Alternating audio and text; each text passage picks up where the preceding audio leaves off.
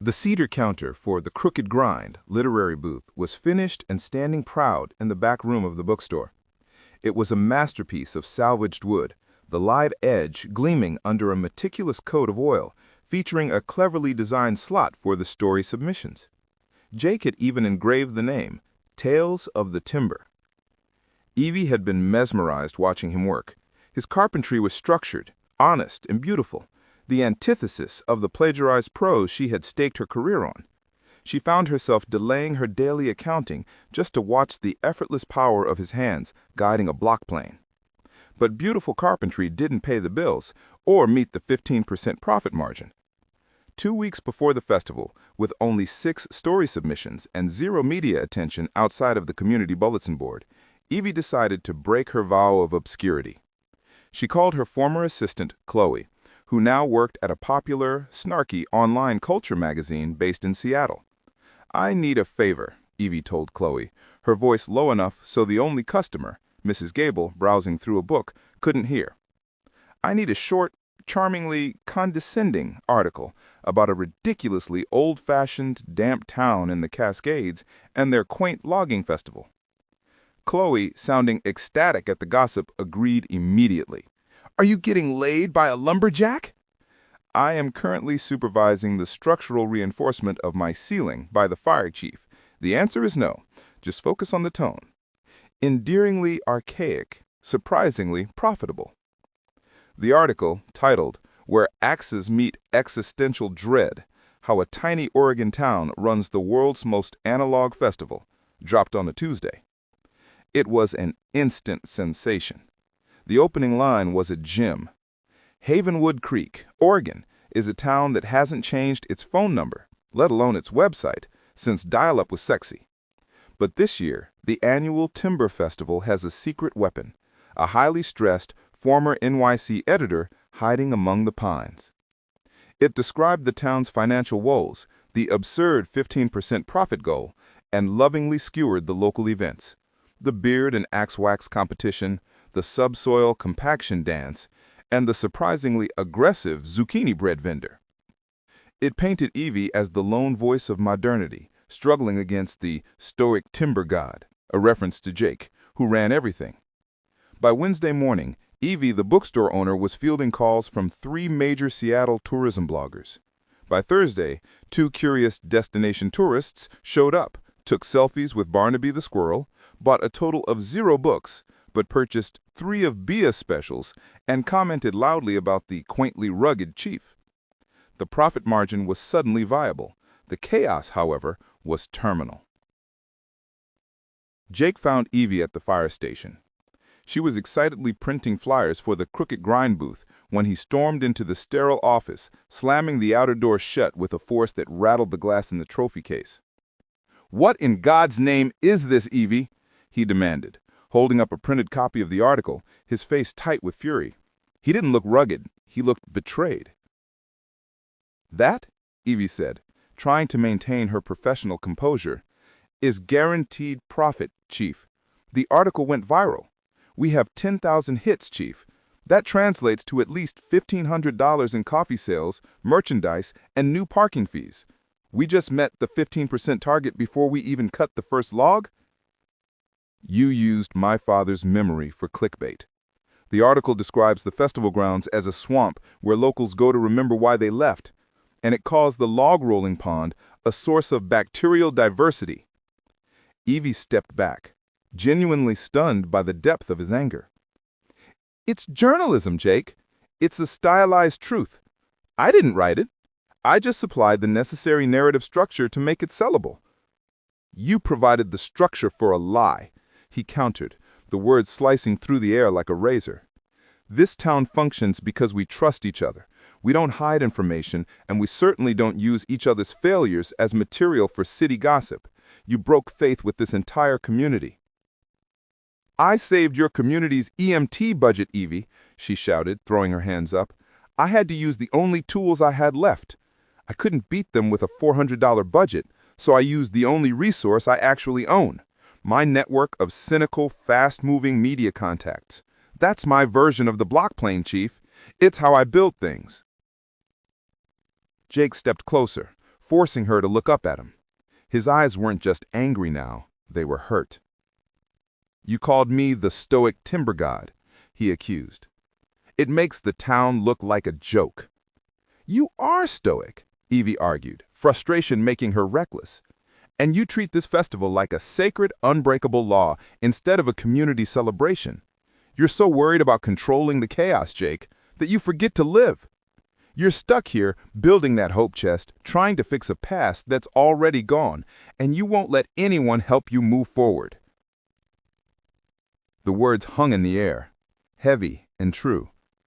Evie watched his jaw clench, realizing she had crossed a line she couldn't easily return from. He took a slow, deep breath, the movement of his chest vast and controlled. When you expose a structure to the world too quickly, without proper reinforcement, it collapses. That's what you did to this festival. You made it vulnerable. He dropped the article on the desk. "You proved you know how to make money, Evie. Now prove you know how to build a community. The committee meeting is in 2 days. You need to handle the fallout from your stylized truth, and you need to figure out how to manage 1,000 tourists showing up for a swamp." Jake turned to leave, but stopped at the door. He turned back, his gaze lingering on her face, the conflict in his eyes raw and unconcealed. "And for the record, Evie," he said, his voice barely a whisper, "I'm not stuck here. I choose to be here. That's the difference between you and me." He left her alone in the suddenly silent fire station, surrounded by the sterile competence he so carefully protected. Evie looked at the article, her professional success, her personal failure, and realized she had traded the comfort of obscurity for the raw, terrifying feeling of being seen, not just by the internet, but by the one person in Havenwood Creek whose opinion actually mattered. Her foundation was compromised, and the only man who knew how to fix it was furious at her. The challenge wasn't just fixing the festival, it was fixing the trust she had just shattered. 2 days after the article broke, the Crooked Spine was an awkward social epicenter. Tourists from as far as Portland, armed with cell phones and an appetite for authentic, endearingly archaic experiences, clustered around the espresso bar, ordering Bia specials and taking aggressive, unsolicited photos of Barnaby the squirrel. The locals, however, were conspicuously absent, replacing their usual morning coffee routine with stony, silent disapproval. Evie felt the chill of their collective judgment. It was far colder than the Oregon drizzle. That evening, the Timber Festival committee meeting was held again at the fire station. Evie walked in at exactly 7 p.m., bracing herself. The air in the room wasn't just cold. It felt pressurized, like a structure under dangerous stress. Jake sat at the head of the table, his clipboard pristine, his posture rigid. He did not look up when Evie entered, but his hand tightened around his pen. The rest of the committee, Mrs. Gable, Doug the lumberjack, and Mayor Harrison, looked at her with expressions ranging from disappointment to outright fury. "Thank you all for attending," Jake began, his voice official and completely devoid of the quiet vulnerability they had shared in his sawdust sanctuary. "We need to address the consequences of the recent media exposure." Doug spoke first, his voice a low, gravelly rumble. "My son called me from Eugene, said he saw the article, said the log rolling pond looked like a swamp full of tetanus. He won't compete this year. It's a joke, Evie." "The whole point of the festival is honoring tradition," Mrs. Gable added, sounding wounded. "The article made us sound like a bunch of uneducated backwater folks." Evie waited for the storm to pass. This was exactly like fielding angry calls from a sensationalist author. She had to let them vent before applying strategy. "I understand your anger," Evie said, placing her hands flat on the table. "I do. The tone of the article was cynical and disrespectful. I regret that it undermined the seriousness of your efforts and the memory of Chief Tanner's father." She paused, looking directly at Jake. His gaze was fixed on the table, but he was listening. But here is the structural reality. That article, however irritating, has saved your EMT budget. We have doubled the projected ticket sales overnight based on web traffic alone. We have achieved the 15% profit margin without spending one extra dime on new flyers. She leaned forward. Now we have two choices. We can waste the next 2 weeks fighting over the author's snarky word choices, or we can seize this opportunity and use the sudden fame to showcase the actual Havenwood Creek. How? Mayor Harrison asked skeptically. They're coming here to mock us, not to shop.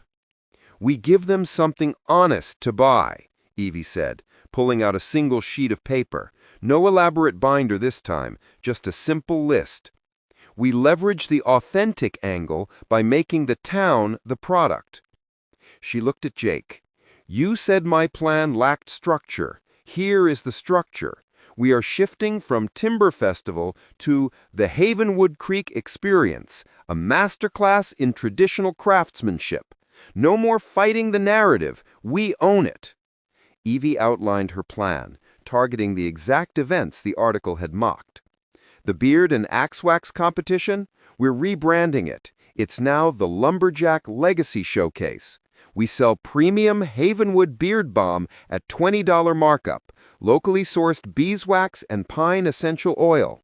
Doug, you run the masterclass in beard care. The tourists will pay to watch and pay even more for the balm. The subsoil compaction dance? Jake, you and your crew are giving 3 public structural integrity and safety demos a day. People are obsessed with survival skills. We sell personalized fire chief merchandise, hoodies, safety kits, etc. at a premium price.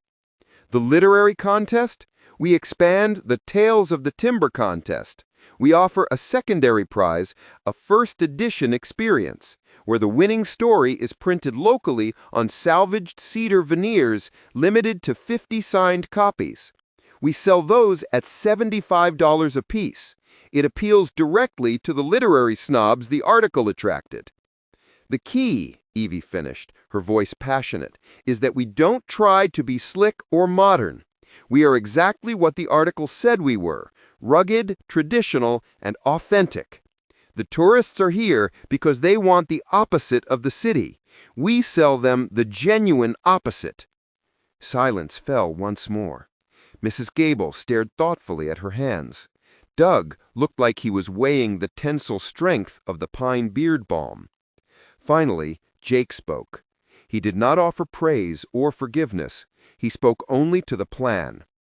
The structural demo is feasible, Jake conceded, tapping his pen on the table. But if we are selling the experience needs to be genuine. No gimmicks, Evie. We need to be exactly who we say we are. The profit is secondary to the integrity of the mission. He finally looked up, his river-colored eyes connecting with hers. His expression was serious, his anger not gone, but contained. You delivered the traffic, Evie. Now you need to deliver the authenticity. If one tourist laughs at the beard balm or the fire chief merchandise, the mission is compromised, and the profit margin means nothing. Evie felt a surge of adrenaline. This wasn't New York. This was a challenge based not on money, but on honor. I accept the terms, Chief, Evie said, meeting his gaze steadily. I will manage the public perception. You manage the structural integrity. We're going to give them a story they can't plagiarize. The tension in the room eased slightly. The committee had a target, a plan, and a way to defend their pride. All right, Jake stated, closing his clipboard. We move forward with Evie's plan, but we do it precisely. We start the structural demo first thing tomorrow morning on the festival grounds. Evie, meet me at the Sawdust and Spindle at 7 a.m. We need to cut the cedar for the merch table. The command was back, but this time it was a shared mission. As Evie walked out, she heard Mrs. Gable excitedly discussing the logistics of labeling the $20 beard balm. Evie had earned a fragile, conditional chance. The true challenge now wasn't selling the town. It was proving to Jake that she was capable of building something that lasted, even if her own foundation had once been compromised. The next morning, Evie arrived at the Sawdust and Spindle at precisely 6:55 a.m., having already consumed 2 Bia specials. She was wearing the most durable clothes she owned, thick jeans and a borrowed flannel shirt that smelled faintly of Great Aunt Bee's jasmine tea. Jake was already working. The bay doors were open a crack, letting in the cool, misty dawn air, but the shop itself glowed with warm, overhead light. He was at the massive bandsaw, cutting large pieces of cedar. The powerful thrum of the machinery vibrated through the floor, and the air was thick with the beautiful, clean scent of fresh-sawn wood. He wore safety glasses, which somehow made his intensely focused gaze even more intimidating. At his usual work attire, a thick t-shirt stretched across his back and heavy carpenter jeans. He killed the saw as Evie approached, the sudden silence heavy. "You're early," he said, pulling the glasses up to rest on his forehead. There was no warmth in his voice, only the flat, professional acknowledgement of her punctuality. The fury from 2 nights ago was gone, replaced by a careful, almost clinical distance. "I don't miss deadlines, Chief," Evie countered, keeping her tone equally professional, especially when the integrity of the EMT budget is on the line. "Where do you want the cedar for the structural demo merch table?" "We're building it first," Jake directed, gesturing to a stack of pine. "The centerpiece of the fire chief merchandise needs to look rugged, honest. We're not selling safety kits from a folding plastic table." He handed her a carpenter's pencil. "Your job is layout. This table needs to be 7 feet long, 100% level, and break down easily for transport. We're using mortise and tenon joints, no cheap screws." Evie felt a familiar thrill. This was a challenge based on physical precision, the opposite of the linguistic structure she was used to. She fumbled with the pencil, trying to look competent. "Mortise and tenon. Got it. Is that the one where you need a chisel or a literary agent?" Jake almost smiled, but quickly controlled it. "It's where structure meets patience. A mortise is the whole, a tenon is the tongue that fits into it. No play, no wobble. It has to be perfect." He spent the next hour demonstrating the basics of a precision square and a hand plane. Evie, despite her Manhattan hands and editorial focus, was a quick study. She was clumsy with the tools, but her eye for detail, honed by years of catching typographical errors, translated perfectly to catching a 1/16th of an inch discrepancy. "You're not bad at this," Jake admitted grudgingly, as she marked a line for a dovetail joint exactly where it needed to be. "I spent my life dealing with fragile, complicated structures. A sentence, a chapter, a manuscript. If the structure fails, the entire piece falls apart. It's the same, just with wood instead of words." Jake stopped planing, the silky scent of fresh pine hanging in the air. "It's not the same," he corrected, his voice serious. "Words can be changed, reprinted, or redacted. Wood holds the cut. Every mistake is permanent. That's why you have to measure twice, cut once." "And that's why you're so meticulous about the festival," Evie realized, leaning against the workbench. "You're measuring twice, Chief, because you know the chaos of one mistake can't be undone." Jake didn't answer directly. He walked over to the corner of the shop where the cherry hope chest was still covered by the linen cloth. He touched the cloth lightly, his expression softening into that distant, wounded look she'd seen before. "My father," he said, turning back. "He was a master. He was building something that was supposed to last generations, but he didn't measure the safety protocols twice. He took a calculated risk for the festival, and the price was permanent." Evie walked over to him, drawn by the raw honesty in his voice. "And you blame yourself for not being here to fix it." "I blame myself for not insisting on the inspection," he conceded. "I was 22, thought I knew everything. I let him skip the last check. Now, everything I build, everything I supervise has to be flawless. It's my way of making amends to the wood and to the town." Evie saw the shared root of their separate traumas, his fear of permanent structural damage, her fear of irredeemable error. She felt a profound wave of sympathy, not for the chief, but for the man underneath the fire department hoodie. They worked side by side for another hour, the rhythm of the handsaw and the chime of Evie's hammer against the chisel creating a comfortable, shared silence. Jake was showing her how to use a coping saw to finish the curved edge of a decorative side panel for the merchandise display. "You need to stabilize the piece here," he instructed, placing his large, warm hand over hers, guiding her grip on the wood. His thumb brushed the sensitive skin on her wrist. The contact was immediate, electric, and startlingly distracting. Evie's breath hitched, and the delicate blade of the coping saw skittered across the wood, threatening to ruin the clean curve. "Whoa," Evie managed, pulling back slightly. "Stabilize," Jake instructed again, his gaze fixed purely on the wood, though his hand remained over hers. His chest was close enough that she could feel the heat radiating from him. "I think," she whispered, intensely aware of the scent of the skin and the overwhelming proximity of his body, "my control mechanisms are currently compromised, Chief." Jake finally lifted his head, turning his river-colored eyes directly to hers. They were standing so close that the air between them felt thin and charged. The professional facade cracked, revealing a deep, complicated awareness in his gaze. "Then you need to reinforce the foundation," he murmured, his voice low, his eyes scanning her face with an intensity that made her entire body tremble. Evie swallowed hard, unable to look away. "How?" Jake didn't move. He simply leaned in, his lips brushing the curve of her ear. He said, "With precision," his voice husky. He tightened his grip on the saw and guided her hand through the cut again, perfectly. He stepped back immediately, the space between them suddenly vast and cold. He cleared his throat, his gaze distant once more.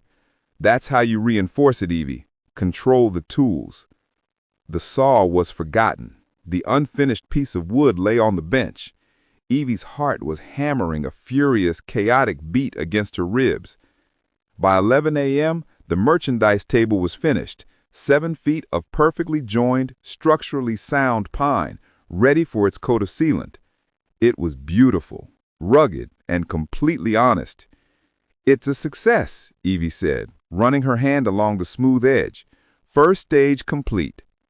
"The table is finished," Jake corrected, facing his hand on the structure, his touch heavy and possessive. "The mission starts tomorrow. We begin the structural safety demos on the festival grounds. Let's see if your authenticity plan can withstand the load." Evie looked from the table to Jake, the shared heat of their moment still humming between them. "I wouldn't bet against my structural integrity, Chief." He just nodded, a challenging, thoughtful look in his eyes. The physical and emotional foundation had been compromised, but the damage wasn't to the structure, it was to their resolve. The Timber Festival grounds felt less like an ecosystem and more like a stage set. Evie and Jake's cedar merchandise table, gleaming under a fresh coat of oil, stood starkly against the muddy field, a bastion of beautiful, honest craftsmanship amidst the chaos. It was noon, and the tourists had arrived. They were clustered around the area marked Structural Integrity and Safety Demo, their presence announced by the flashing of phone cameras and the ubiquitous scent of artisanal beard oil. Evie was running the Crooked Grind coffee station beside the table, attempting to manage a small queue of people who wanted photos with Barnaby the squirrel, now perched safely atop the display case, and an extra shot of caffeine.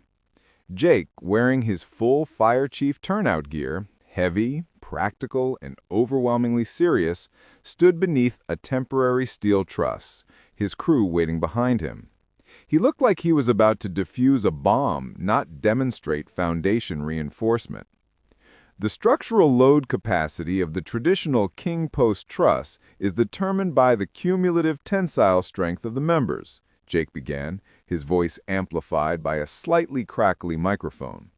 His presentation was meticulous, explaining the physics of timber frame connections. The crowd was immediately bored. A woman in expensive hiking boots and sunglasses elbowed her companion. "This is so authentic. He's lecturing us on joists. I thought they were going to chop something." "He looks like the timber god, though," the companion whispered back, snapping a photo. Evie saw Jake's jaw tighten beneath his helmet. He was trying to educate them, and they were treating him like a themed photo opportunity. The tension of the last few days, the betrayal, the kiss of the saw, was visible in the rigid set of his shoulders. If the tourists laughed, the plan failed. Evie abandoned the coffee station, grabbed a portable megaphone, and walked to the edge of the demonstration area. "Attention! Structural integrity enthusiasts!" Evie chirped, injecting a necessary dose of New York energy into the damp air. "The chief is about to perform a load-bearing test, a demonstration of the limits of force before structural failure. This is not just carpentry, folks. This is metaphor."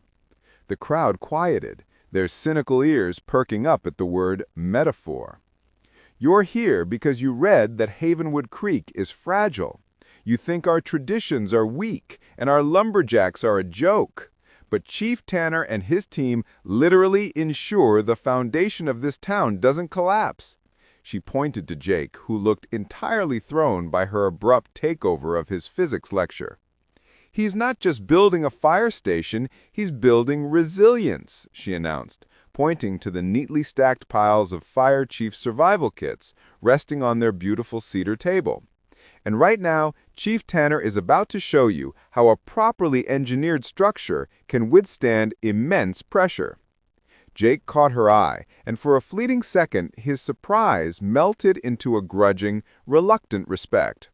He was speaking their language, the language of cynicism and spectacle, but he was doing it to defend him. Evie tapped the microphone stand. "Chief, please show the crowd the stress test for the tie beam connection." Jake took over, his professionalism regained. He began to explain the precise points of tension, and as he spoke, he and his crew slowly began to applying increasing weight to the truss. The crowd, now engaged by the drama and the promise of a potential collapse, pressed forward, holding their phones up. "The critical point is the deflection curve. Every structure has a point of yield. Understanding that point prevents catastrophe." As the weight increased, the wood creaked and groaned, and a palpable tension held the tourists. The performance had worked. Evie immediately pivoted to sales. "Now notice, ladies and gentlemen, the strength is in the joint. That same meticulous standard is applied to every piece of wood sold in this community. You want to take home a piece of authentic structural integrity? Our Fire Chief survival kits contain locally sourced fire starters, a precision compass, and yes, a signed photograph of the chief." The crowd surged toward the table, eager to buy a piece of the authentic, rugged experience they had just witnessed. Mrs. Dapel, stationed behind the counter, looked overwhelmed but ecstatic as she rang up the first few sales. The money started flowing. 2 hours later, after 3 successful, standing-room-only structural demos, Evie finally took a breather. The cedar merchandise table was nearly empty. She tallied the receipts. Including the pre-orders for the Beard Balm and the Fire Chief merchandise, they had generated over $1,800, far surpassing the target. Jake approached, pulling off his heavy gloves. He was sweaty, exhausted, and covered in sawdust. He dropped the gloves onto the bench, the sound heavy and conclusive. "It worked," he stated flatly, his voice husky. "It worked, Chief," Evie agreed, her professional euphoria high. "We sold them structural integrity as a metaphor for their own lives. They loved the fear of failure." Jake leaned against the back wall, running a hand through his damp hair. "I hated every second of the spectacle. I was there to educate them on safety standards, not pose for selfies." "But you educated them, Jake," Evie countered, her voice softening. They saw you. They saw your conviction, your control, and your honesty. I just gave them a lens to look through. They paid you for your truth." She handed him the clipboard with the sales total. He scanned the receipts. The sheer volume of the numbers impressive, even to his cautious standards. "This guarantees the 15% profit margin for the EMT budget," he conceded, looking up at her. His river-colored eyes were intense, stripped bare of his usual professional armor. "You delivered," he said, the words heavy with meaning. "You broke faith, but you fixed the budget. You found the structural weak point and reinforced it perfectly." "I told you I specialize in complicated structures," Evie whispered, leaning closer, drawn in by the rare vulnerability in his gaze. Jake took a step closer too, trapping her gently between the table and the wall. The air was charged with the same electric, forbidden tension from the shop. "I still don't trust the delivery method," he murmured, his breath smelling faintly of pine and sweat. "You put the town's integrity at risk, but you made Havenwood Creek honest about what it is, and you defended my father's memory when they were looking for a joke." His hand reached out, not to touch her, but to brace the edge of the cedar table next to her. "We have 2 weeks until the festival opens fully. You have the profit. Now the rest of the plan is about proving that this foundation, this town, can withstand the load." Evie didn't pull away this time. She leaned into the dangerous space between them. "I'm not the only one whose foundation is compromised, Chief," she challenged softly. "The structure you built around yourself is just as fragile. We saw that in your shop." Jake's eyes darkened, and for a heart-stopping moment, Evie thought he was going to kiss her. The promise was right there, hanging in the hot, crowded air. Then Jake pulled back, his control snapping back into place like a perfectly tensioned cable. "The festival is structurally sound," he stated, his voice now flat and professional. "The next load is the Tales of the Timber contest. I expect the judges' meeting to be just as profitable, Evie. We meet tomorrow at 7 at the Crooked Spine to go over the final submissions." He was running again, retreating to the safety of protocol. Evie watched him walk away, her body still humming from the near miss. She had proven her professional worth, but she had failed to compromise the chief's personal integrity. The money was safe, the festival was saved, but the greatest risk to Evie's own heart was only just beginning. The Crooked Spine was an anomaly in Havenwood Creek. It housed a meticulous bookshop in the front, organized by Dewey Decimal like a library and smelling comfortingly of paper and dust, and a loud, buzzing coffee shop in the back. It was a space that married rigid order with the heady, chaotic energy of human conversation. Jake and Evie met in a quiet, cramped booth in the bookshop section at 7 the next morning. A stack of contest entries, the Tales of the Timber submissions, sat between them like a geological fault line waiting to split. "We need to select 3 winners before noon," Jake stated, sliding a meticulously organized spreadsheet toward her. His morning coffee was untouched. His focus was absolute. "The criteria are simple: authenticity, originality, and adherence to the stated theme, the structure of resilience." "I know the criteria, Chief," Evie replied, taking a generous sip of her latte. She was dressed in soft, oversized cardigan and jeans, attempting to soften her sharp edges against his tailored, unforgiving composure. "But we have to define authenticity. If these are fictional stories, their only authenticity is emotional."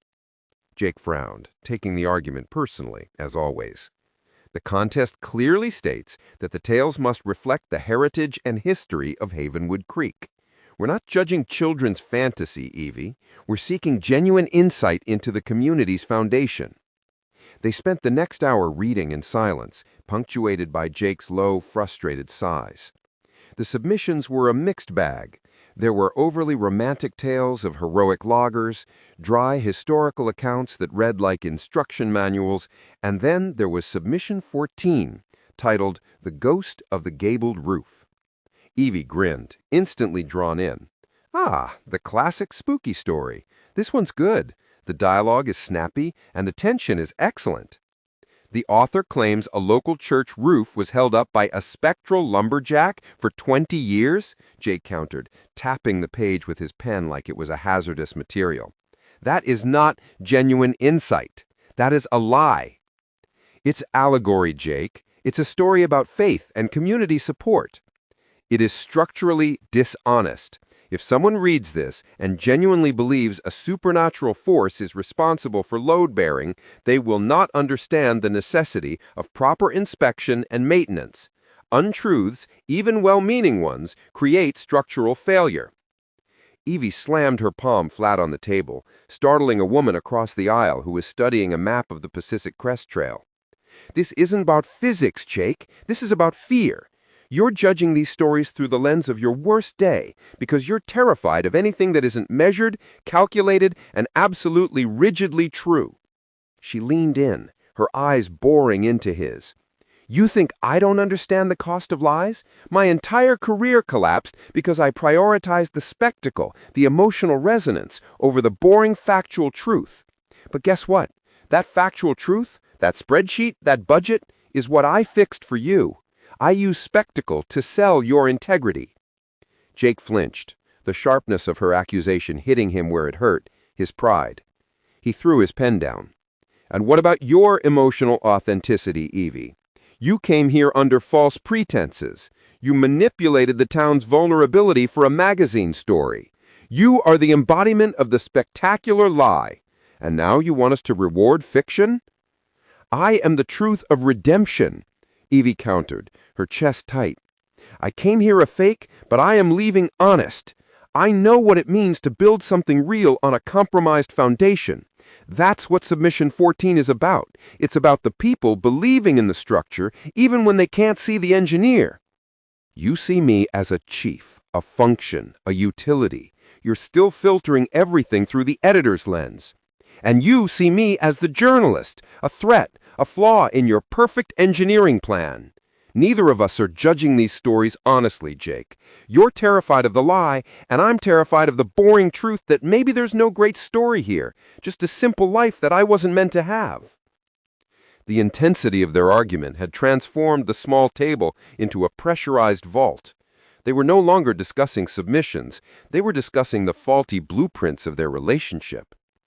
After a long, brittle silence, Jake sighed, running his hand over his face. He picked up the spreadsheet, defeated. Okay, he said quietly. Let's assume the purpose of the contest is to engage the public, not to verify structural loads. Evie felt the tension in her shoulders release, though the emotional damage remained. And let's assume the winner must reflect both the structural reality and the human spirit that defies it. They reviewed the submissions again, this time speaking not as adversaries, but as collaborators forced into a mutual rescue mission. They finally settled on 3 submissions that, collectively, told the whole truth of Havenwood Creek.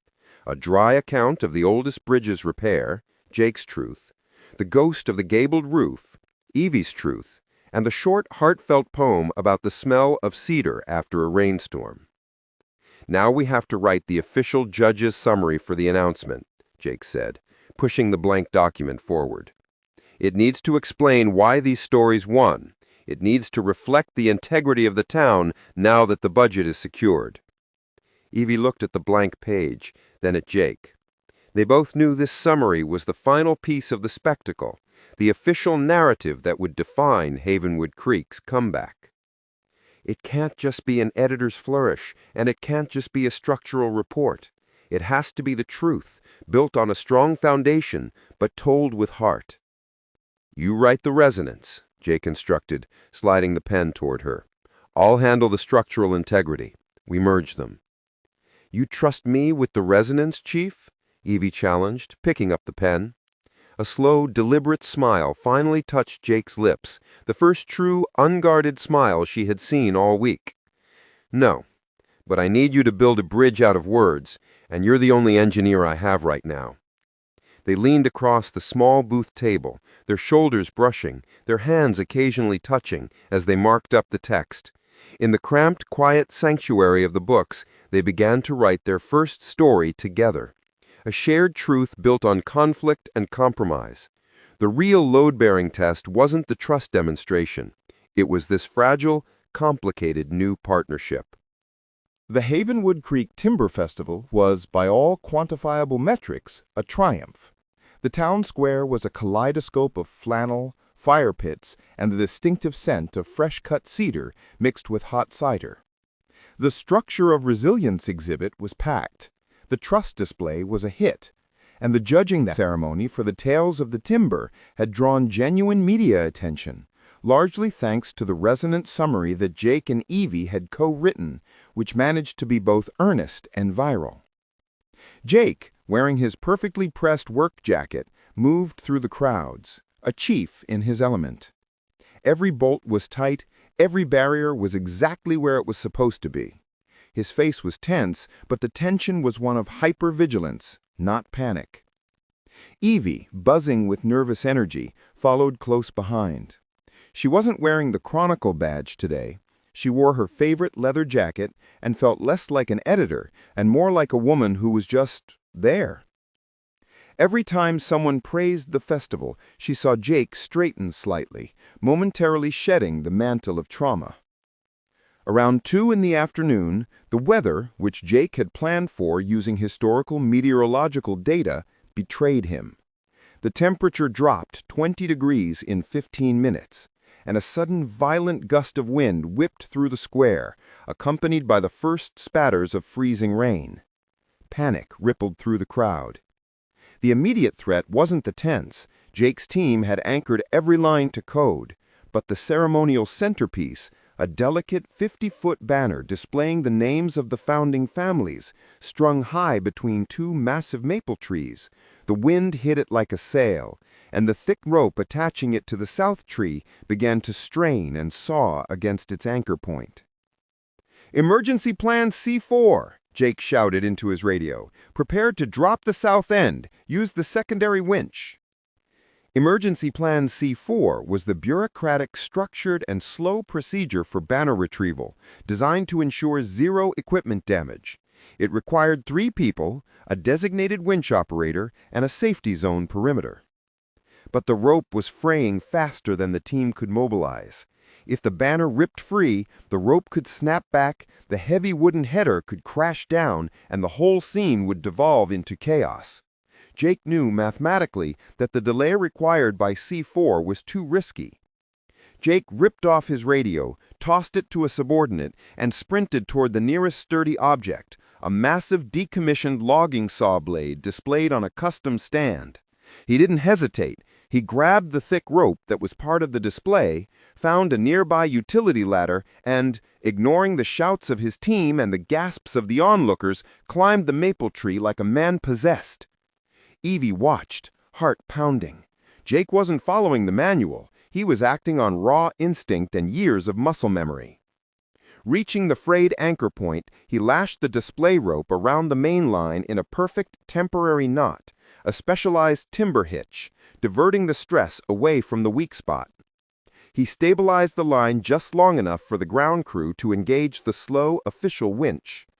When Jake slid back down the ladder, his hands were bleeding, his face was pale, and he was breathing heavily. The banner was saved, the crisis averted. But a local TV crew had filmed the entire thing, and Jake's foreman, a rigid man named Dale, who lived and died by the manual, stormed up to him. "Chief, you violated C4 protocol. You didn't secure the perimeter, and you used an unapproved line. That was incredibly reckless." He opened his mouth to deliver the standard, structurally sound explanation, but before he could speak, Evie stepped forward, placing herself between the furious foreman and the exhausted engineer. "Reckless?" Evie's voice cut through the damp air, carrying a power honed by years of managing volatile newsrooms. "Dale, the protocol was irrelevant. The line was failing faster than the clock. Chief Thorne didn't violate the protocol. He overrode an inadequate contingency to prevent a public hazard. He risked his own safety to save the community's property. She turned to the small crowd that had gathered. That is the definition of leadership in Havenwood Creek.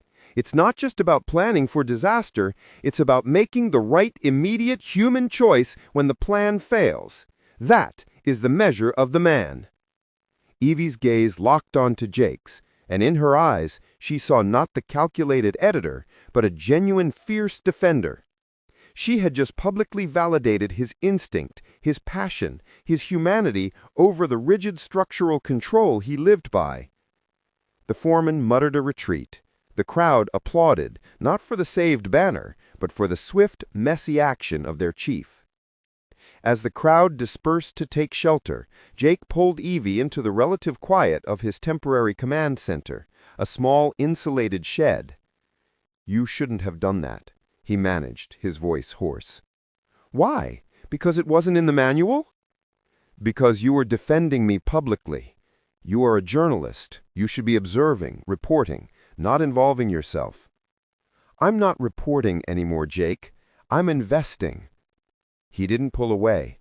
He watched her gently clean the small scrape on his palm with a damp cloth, her touch as precise as a surgeon's, yet infinitely softer. The intimacy of the moment was overwhelming.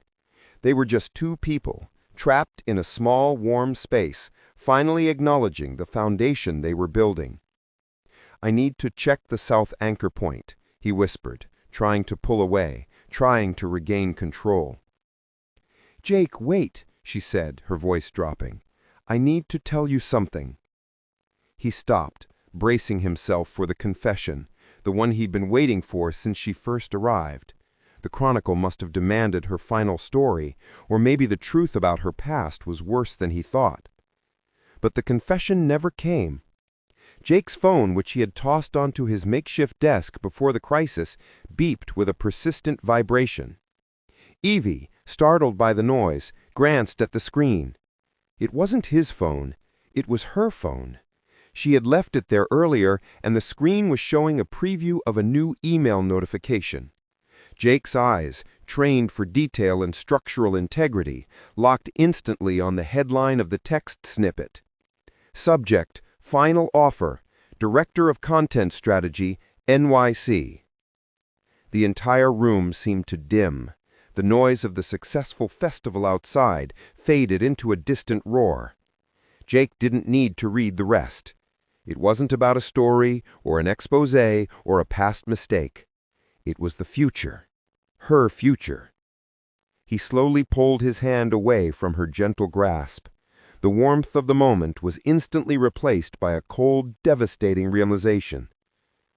"You're leaving," he said, the words measured and flat, built out of concrete. "It's not about the festival, it's about a directorship in New York City." Evie's eyes widened in sudden, stark panic, staring at the phone screen he had seen. The small, fragile structure they had been building together, brick by painstaking brick, had just suffered a catastrophic, predictable failure. He interrupted. "No, I understand. Structure fails. I just didn't realize my own blueprint was that flawed." He walked out of the command center, leaving her alone with the triumphant sound of the festival and the crushing silence of her choice. Jake was at the bridge. Not the gleaming, restored one, but the old one. The skeleton of cedar and rust he'd been excavating for months. It was a place of honest failure, a structure that had yielded to time and water pressure, and in its brokenness offered a strange sort of comfort. He sat on a mossy, splintered stringer, the Havenwood Creek rushing beneath him, cold and indifferent. He could hear Evie approaching long before she reached the site. Her footsteps crunched on the gravel, impatient and quick. When she finally appeared, she was wearing the same leather jacket, but the vibrant energy that had defined her expression only an hour ago was gone, replaced by a strained look of inevitability. "Jake," she started, her breath clouding in the chilled air. "I was going to tell you, I swear." He didn't look up. but kept his gaze fixed on the rotting pile cap in the water. "Tell me what? That you were entertaining a superior offer? A better load-bearing specification? You didn't owe me that, Evie. We weren't a permanent installation." "Don't do that," she pleaded, stepping closer. "Don't hide behind the language of engineering. This isn't about blueprints, it's about us." He finally turned, his eyes hard and completely devoid of warmth. "And what is us, Evie? A temporary bridge? A diversion route until the main highway opened up again? You came here to fix your career, and you succeeded. You built a narrative, you won the trust of a community, and now you have the data to prove you're capable of directing content strategy for an entire city." Evie flinched as if struck. "The offer came through last night, Jake, after the festival plans were finalized, after I realized I didn't want to leave. But I saw the panic in your eyes whenever I talked about long-term goals. I saw how much you needed this place, this permanence, and I got scared. I took the job because I thought I had to choose, because I thought you couldn't handle the unpredictability of me." "Unpredictability is a design flaw," Jake stated, rising to his feet. He finally met her gaze, his heart a raw, exposed piece of metal. "I can handle any failure, provided I know the stress limits of the materials. But you kept the core spec sheet hidden. You allowed me to invest capacity into a relationship that had a built-in expiration date. I was running, Jake. I've always run. I run from the commitment because I'm afraid of being the one left behind, of having the structure collapse on me. You chase permanence, and I chase movement. I thought if I went to New York, I could still have you, maybe on weekends, maybe through calls, a flexible arrangement." He shook his head, the motion slow and final. "That's not a structure, Evie. That's a shim, a temporary fix you insert when the primary connection is failing. I don't build shims. I don't do maybe on weekends. I need a proper joint, a full, load-bearing connection or nothing." The silence that followed was total. Only the sound of the rushing creek, reminding them that time and current wait for no one, broke the quiet. Evie took a deep breath, fighting back tears. "So, that's it? If I can't build a foundation here, we scrap the whole project?" "You scrapped the project when you accepted the offer," Jake corrected, his voice a low, painful rasp. "You found a better, more robust site for your future, and you chose it. And you were right to. It's the most structurally sound decision for you." He walked toward the center of the old bridge. He reached down, and with one strong, deliberate pull, he ripped a loose, rotten plank free and tossed it into the creek. The wood spun away, carried instantly downstream. "The measure of a man," he said, staring at the empty space where the plank had been, "is in how well he plans for failure, but how cleanly he executes the necessary demolition when the materials prove inadequate. You are not inadequate, Evie. You are just incompatible with this site." Evie looked at the empty space Jake had created on the bridge, the visible tear in the continuity of the structure. She understood.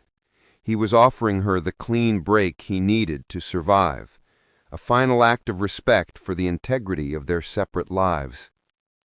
She stood there for a long time watching the water. Finally, she nodded. "Goodbye, Jake," she whispered, turning to leave the bridge, to leave the town, and to leave the man who had taught her that even the strongest structures can be shaken by the force of true connection. She didn't look back. Jake stayed on the old bridge, watching the rotten plank disappear around the bend, its function over, its purpose achieved. He was alone again, but the ground beneath him, though damaged, was finally stable. He started walking toward the site, pulling the blueprint for the final bridge design from his back pocket. The project was incomplete, but the structure would be sound. He would ensure it. 6 months later. The new Havenwood Bridge didn't just span the river. It cut a clean, elegant line through the air, a testament to efficiency and strength. The pre-stressed concrete beams, poured and cured under Jake's relentless supervision, were flawless. The railing was polished steel, designed not just for safety, but for permanence. It was, Jake thought, a magnificent structure, a stable anchor in a world of moving currents. The ribbon-cutting ceremony was small but meaningful. The mayor gave a speech full of praise for community and the future. The town council members shook Jake's hand, praising his dedication. He listened, nodded, and accepted the accolades, feeling a quiet pride that wasn't about ego, but about validation. He had set a specification, executed the plan perfectly, and delivered a structure that would last 100 years. He stood near the abutment, watching the first few cars cross the span. The vibrations were negligible. The bridge was solid. The completion of the bridge had been a form of therapy. Every pore, every weld, every bolt torqued to specification was a distraction, an undeniable, tangible confirmation that he could still build something worthwhile, even if his heart had briefly felt like a pile of fractured aggregate. He hadn't heard from Evie. He saw her work sometimes, featured in online articles, her name associated with successful content strategies and massive new projects in Manhattan. She was thriving, navigating the turbulent waters of the city with the energy he'd always recognized in her. She had chosen movement, and she was soaring. And he had chosen stability. He had rebuilt the bridge, and in doing so, had rebuilt the structural integrity of his own life. The panic he'd felt when facing the unpredictability of her life had faded. He finally understood that his insistence on permanence was not a measure of strength, but a fear of change. He realized that a relationship, unlike a bridge, wasn't meant to be fixed and static. It was meant to be flexible, to sway and move under stress. Evie hadn't been a design flaw. She had been a dynamic load he hadn't yet learned how to calculate. As the crowd thinned, he walked back toward the riverbank. The old bridge, the skeleton of cedar and rust, had been completely dismantled, its remnants hauled away for responsible disposal. In its place, the construction crew had smoothed the earth and planted a small grove of young maple trees. The site was clean. The wound was healed. He bent down and picked up a stone, a perfectly smooth gray river rock, worn down by countless years of constant motion. He turned it over in his hand, feeling its cool, stable weight. He didn't need Evie to stay for the bridge to be strong, and he didn't need the past to remain to find peace. The old structure was gone, but in its place stood a beautiful, functioning new one. And beneath his feet, the ground was ready for whatever came next. He put the river rock back and turned his back on the new bridge. He walked toward his truck, already thinking about the next project, a foundation repair for the old general store. It was small, necessary, and exactly where he needed to be.